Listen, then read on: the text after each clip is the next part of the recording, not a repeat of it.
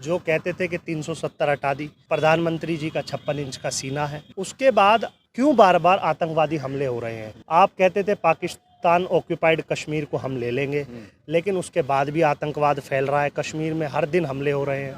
जिस दिन इन्होंने शपथ ली रियासी हमला हुआ, उसके बाद एक ही दिन में कठुआ में हमला हुआ, फिर डोडा में हमला हुआ जम्मू कश्मीर में। इससे पहले उरी हमला हुआ था, पुलवामा अटैक हुआ हमारे देश पे। तो बातों से सरकार नहीं चलेगी, कहीं ना कहीं हमें कुछ अहम सुरक्षा कदम उठाने चाहिए। देश की अगर शिक्षा मंत्री की डिग्री फर्जी होगी तो हमारे देश की शिक्षा व्यवस्था का क्या हाल होगा? जब आप नीट का एग्ज़ाम करा रहे थे तो आपने मैनेजमेंट पे ध्यान क्यों नहीं दिया? और ये बहुत शर्मनाक है कि आप बात करते हो विकसित भारत की और उसके बाद ऐसे ऐसे स्कैम हमारे देश में हो जाते हैं। नमस्कार, आप देख रहे हैं नेशनल दस्तक। मैं हूं रंजय कुमार। देश में नए सरकार का गठन हो चुका है और नई सरकार ने काम करना भी शुरू कर दिया है, लेकिन नई सरकार के गठन के साथ ही जो है जम्मू कश्मीर में जो है आतंकवादी हमले भी शुरू हो गए हैं। इसको लेके विपक्ष और सत्ता पक्ष में वाद विवाद चल रहा है और इसी मुद्दे पर बातचीत करने के लिए हमारे साथ आज उपलब्ध हैं अभिषेक सांगवान, जो कि प्रवक्ता हैं दिल्ली यूथ कांग्रेस के। सर, आपका स्वागत है हमारे चैनल पर। धन्यवाद। सर, देश में नए सरकार का गठन हो चुका है और जम्मू कश्मीर में अभी हमला हुआ है, क्या कहेंगे आप इस बात पे? देखिए, सबसे पहले तो मैं जो जम्मू कश्मीर में आतंकवादी हमला हुआ है ये बहुत निंदनीय है। मैं सबसे पहले तो ईश्वर से प्रार्थना करता हूँ कि जितने भी श्रद्धालु, जब रियासी में पहला हमला हुआ, जितने हमारे श्रद्धालु तीर्थयात्री जो उसमें मृत हुए, शहीद हुए, ईश्वर उनको अपने श्री चरणों में स्थान दे। और दूसरा, आपने देखा कि कठुआ में हमला हुआ जम्मू कश्मीर में और डोडा में हमला हुआ प्रधानमंत्री जी के शपथ लेने के बाद। मैं उस हमले की भी मैं निंदा करता हूं और ईश्वर जो हमारे जवान शहीद हुए हैं उनको अपने श्री चरणों में स्थान दे। लेकिन मैं एक बात ज़रूर कहना चाहता हूं कि देखिए, जब भी देश की बात आती है, राष्ट्रहित की बात आती है, तो हम सब एक हैं और कहीं ना कहीं हमारे राष्ट्र को नुकसान नहीं होना चाहिए। जवान और जो हमारे आर्मी के सोल्जर्स हैं वो हमारे देश के हीरो हैं। वो सरहद पर आज हम जो खुली हवा में चैन की सांस ले रहे हैं वो हमारे आर्मी के जवानों की वजह से ले रहे हैं, हमारी आर्मी के उन हीरोज़ की वजह से ले रहे हैं। मैं सबसे पहले तो जब उन पे आतंकवादी हमला होता है तो कहीं ना कहीं पीड़ाजनक है। और मुझे लगता है कि जो हमारी सरकार है, हमारे देश के प्रधानमंत्री जी को और देश के गृह मंत्री जी को, जो कहते थे कि 370 हटा दी, अब 370 हटाने के बाद आप कहते थे कि प्रधानमंत्री जी का 56 इंच का सीना है। और जब 56 इंच का सीना है तो उसके बाद क्यों बार बार आतंकवादी हमले हो रहे हैं? आप कहते थे पाकिस्तान ऑक्यूपाइड कश्मीर को हम ले लेंगे, लेकिन उसके बाद भी आतंकवाद फैल रहा है। कश्मीर में हर दिन हमले हो रहे हैं। कहीं ना कहीं ये हमारे लिए चिंताजनक है, क्योंकि आपने देखा जिस दिन इन्होंने शपथ ली रियासी हमला हुआ, उसके बाद एक ही दिन में कठुआ में हमला हुआ, फिर डोडा में हमला हुआ जम्मू कश्मीर में। इससे पहले उरी हमला हुआ था, पुलवामा अटैक हुआ हमारे देश पे। तो बातों से सरकार नहीं चलेगी, कहीं ना कहीं हमें कुछ अहम सुरक्षा कदम उठाने चाहिए जिससे आतंकवाद को रोका जाए। आतंकवादी हमले को हमें रोकना पड़ेगा। 56 इंच का सीना दिखाने से देश नहीं चलता। कहीं ना कहीं हमें कुछ अहम कदम उठाने चाहिए, गृह मंत्री को भी अहम कदम उठाने चाहिए। जिस प्रकार आपने देखा होगा कि इंदिरा जी ने आयरन लेडी उन्हें कहा जाता था, जब वो देश की प्रधानमंत्री थी तो उन्होंने आतंकवाद के खिलाफ लड़ाई लड़ी थी और आतंकवाद को रोकने के लिए अहम कदम उठाए थे। उसी प्रकार कहीं ना कहीं देश के प्रधानमंत्री जी को और गृह मंत्री जी को अहम कदम उठाने चाहिए। जिस तरह से सरकार पहले ये कह रही थी कि धारा 370 ख़त्म करने के बाद जो है देश में जम्मू कश्मीर में जो है आतंकवाद की घटनाओं में कमी आई है और नोटबंदी को भी जो है आतंकवाद से जोड़कर देखा जा रहा था कि नोटबंदी के कारण जो है आतंकवादी घटनाओं में उससे कमी आई है, तो आप इन दोनों को कैसे देखते हैं इस घटना से? देखिए, मैं एक बात ज़रूर कहता हूँ कि नोटबंदी के बाद हमारी आर्थिक जो स्थिति थी देश की वो चरमरा गई थी, हमारी जीडीपी भी गिरी थी। लेकिन नोटबंदी से आतंकवाद का मुझे लगता है कोई लेना देना नहीं है। उसके बाद भी पुलवामा अटैक हुआ और अब लगातार 3 अटैक हो गए देश में। जो मैं तो कहता हूँ कि वैष्णो देवी जो तीर्थयात्री जा रहे थे उन पर अटैक हुआ। तो यानी आज अगर कोई हमारे आर्मी के सोल्जर्स ही अगर इस देश में सेफ़ नहीं है तो आप फिर धारा 370 हटा के आपने कौन सा अहम कदम उठा लिया? आपने धारा 370 हटाई थी तो बेहतरीन सुरक्षा व्यवस्था का भी इंतजाम करना था, जो आतंकवादी हमले रुकते। लेकिन आपके तुरंत शपथ लेने के बाद ही 3 आतंकवादी हमले हो जाते हैं। उसके बाद मुझे लगता है ये बात का कोई ताल्लुकात नहीं है। तो नोटबंदी से तो कहीं ना कहीं हमारी जीडीपी भी गिरी, हमारे आर्थिक व्यवस्था को भी नुकसान हुआ। और आपने देखा होगा कि कितने लोग, जब नोटबंदी इस देश में हुई थी, कितने लोग परेशान हुए थे, कितनी बड़ी बड़ी लाइनें बैंक्स के सामने लगी हुई थी। लोगों की 2 दिन बाद बेटी की शादी थी, 1-2 दिन पहले 8 बजे आके देश के प्रधानमंत्री बोलते हैं कि हम नोटबंदी कर रहे हैं। तो कहीं ना कहीं मुझे लगता है कि प्रधानमंत्री जी बड़े एग्रेसिव हैं, वो कोई भी डिसीजन बड़ी जल्दी ले लेते हैं।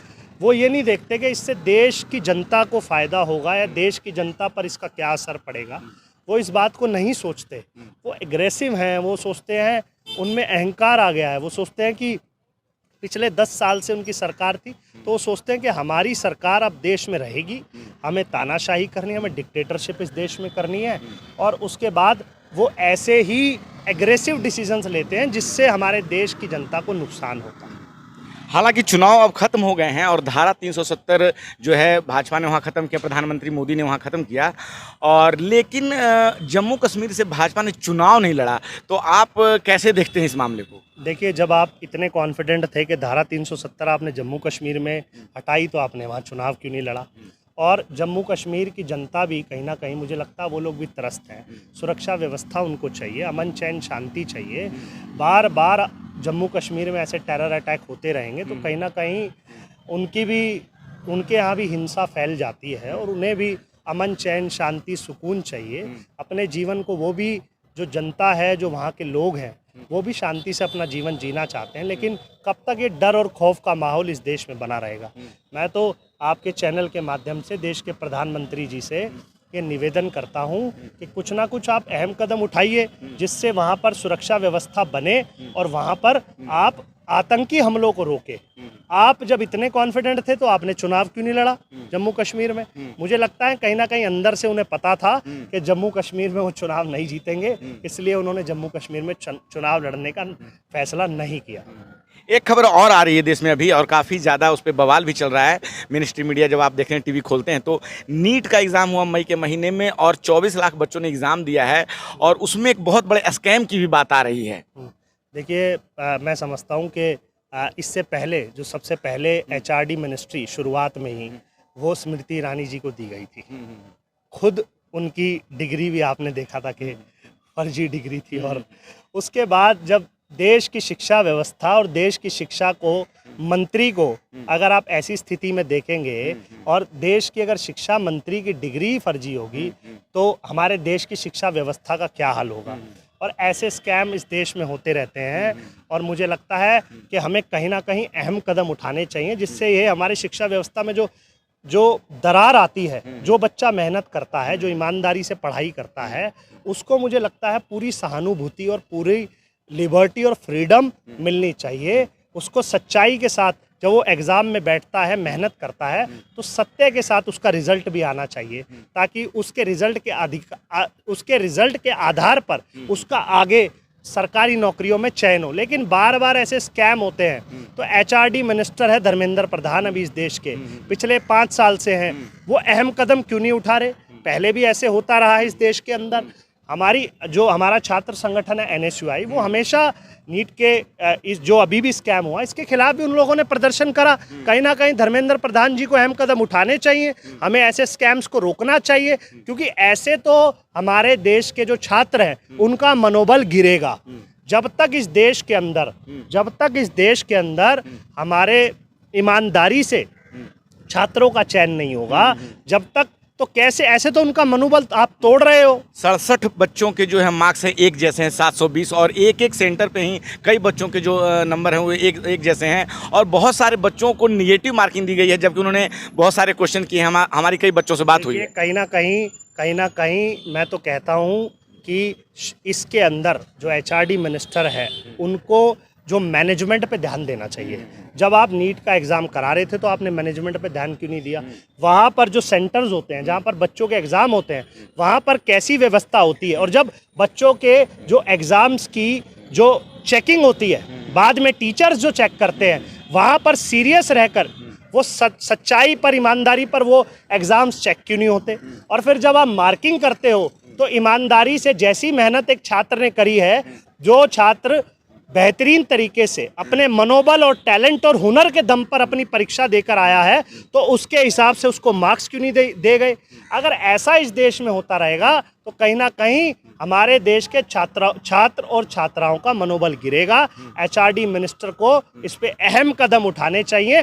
और ये बहुत शर्मनाक है कि आप बात करते हो विकसित भारत की और उसके बाद ऐसे ऐसे स्कैम हमारे देश में हो जाते हैं। मैं तो कहता हूँ कि एचआरडी मिनिस्टर धर्मेंद्र प्रधान को रिज़ाइन कर देना चाहिए। तो आपने सुना अभिषेक सांगवान जी को, जो कि यूथ कांग्रेस के प्रवक्ता हैं, और इन्होंने अपनी हर मुद्दे पर राय रखी कि जिस तरह से आतंकवादी घटनाएं हो रही हैं जम्मू में, लगातार 3 दिनों में 3 घटनाएं हुई, और नीट के स्कैम के बारे में इन्होंने कहा। क्या है आपकी राय? आप अपनी राय हमें कमेंट बॉक्स में ज़रूर बताएं। मैं रंजय कुमार, कैमरामैन श्रवण के साथ, नेशनल दस्तक। धन्यवाद। नेशनल दस्तक की आपसे गुजारिश है कि अगर इसको बचाना चाहते हैं तो नेशनल दस्तक को सब्सक्राइब करने के लिए रेड कलर के सब्सक्राइब बटन को दबाएं, फिर बेल आइकन की घंटी दबाएं। नेशनल दस्तक को बचाने के लिए बहुत जरूरी है कि हर खबर को शेयर करें, लाइक करें, कमेंट जरूर करें।